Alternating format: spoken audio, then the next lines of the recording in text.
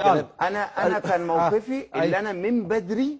ايوه الناس المفروض عارفه ان انا عقدي هيخلص، وكنت مخلص وكنت ماشي كويس قوي. كابتن طارق عارف، وكنت ماشي، كنت الحمد لله طلقه. انا بقول لك والناس كانت مستبشره اللي لعيب صغير وبيلعب، وناس كتيره بتقعد لك. والسنه اللي انا قبل ما امشي فيها كانت ماشيه معايا بقى في الاجوان، اللي انت تفندر بتعمل كده بتروح، تعمل كده بتروح. جبت 3 بونت في ماتشات كتيره. وبعدين ما انا جاي لك اهو. عايزين لي وبعدين المفروض بقى زي ما صديق بيتكلم، اللي النادي دي بقى النادي الاهلي بيعملها دلوقتي مع امام عاشور مع مروان. اللي النادي الزمالك عارف اللي انت عندي ولد من ولادي ماشي كويس بياخد ملاليم الملاليم، تعالى يا ابني انت ايه دنيتك، تعالى فاضل لك سنه فاضل لك كذا تيجي. هم ما عندهمش بقى القصه دي، عندهم دايما المماطله زي ما الكابتن طارق قال.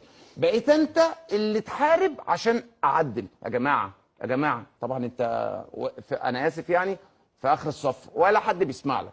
طب تعالى لي المكتب، رحت المستشار مرتضى المكتب، قعد 12 ساعه ما يقابلنيش، وفي الاخر قال لي واحد دخل علينا انا وابويا الله يرحمه، قال لك معلش اصل المستشار نزل يشوف عربيه كان باين بيشتريها، شكرا.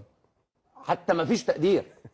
فانت في حاجات ممكن يكون عامل لك مفاجاه في العربيه لا بتاعتك. في حاجات يا كابتن مهيب، عارف انت ايه، مش فلوس بقى، تقدير، عدم احترام، لا مبالاه. انت مش في دماغهم، رغم ان انت مكسر الدنيا ورحت منتخب مصر 2006 بمستواك وانت ولا في الدماغ.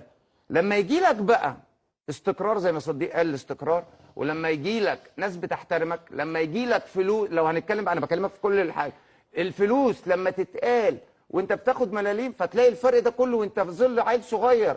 فالموضوع كام؟ يلا عشان انا 650 650 اول سنه 700 650 700 750 ده اول 3 سنين. انا بص انا دغري عايز التجديده مع كابتن سيد مليون 300. طيب كنت زمان كنت بتاخد كام؟ دكتور كمال درويش كان عامل لي 90000 جنيه. 90000 جنيه ده ايه يعني ده بخلاف العربيه؟ ايه؟ بخلاف العربيه؟ العربيه